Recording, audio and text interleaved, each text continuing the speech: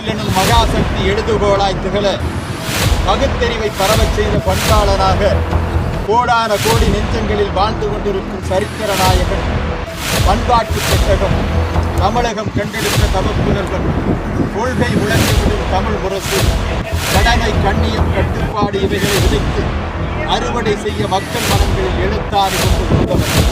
தோன்றுவது எல்லாம் மறையும் தன்மை உடையவை, மறைந்த பின்னரும் வாழ்வதுதான் பெருமை. இயேசுவை போல பூமிக்கு வந்து புத்தனை போல வாழ்ந்து காட்டி காந்தியை போல புகழோடு வாழ்ந்தவர் நம் பேரறிஞர் அண்ணா அவர்கள். அவருடைய சீரிய படையின் தளபதியாய் விளங்கியவர் நம்முடைய முத்தமிழறிஞர் தலைவர் கலைஞர் அவர்கள். அவருடைய வகுப்பறையிலே படித்தவர்கள் பலர், ஆனால் முதல் மாணவராய் திகழ்ந்தவர் நம்முடைய தலைவர் அவர்கள்.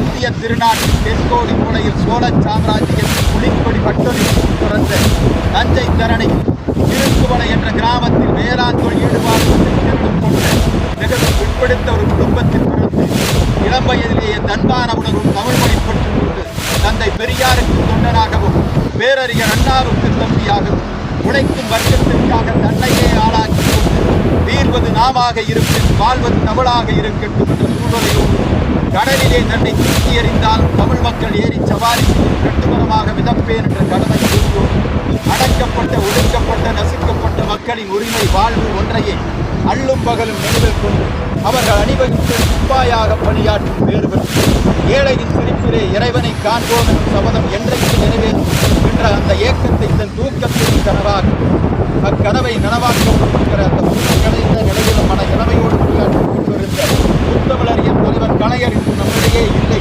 இருந்தாலும் அனைவருடைய நெஞ்சங்களில் வாழ்ந்து கொண்டிருக்கிறார்.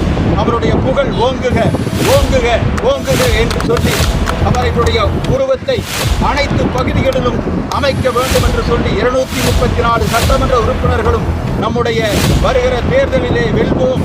அனைத்து தொகுதிகளிலும் தலைவர் கலைஞருடைய சிலை எங்குமே இருக்கும் என்று சொல்லி இந்த வாய்ப்பை நல்கிய கோட்டூர் பேரூர் கழகத்தினுடைய செயலாளர் KV பாலராஜன் அவர்களுக்கு நன்றி கூறி அவர் இந்த ஏற்பாடை செய்து கொடுத்ததற்கு மீண்டும் நன்றி கூறி விடைபெறுகிறோம். நன்றி.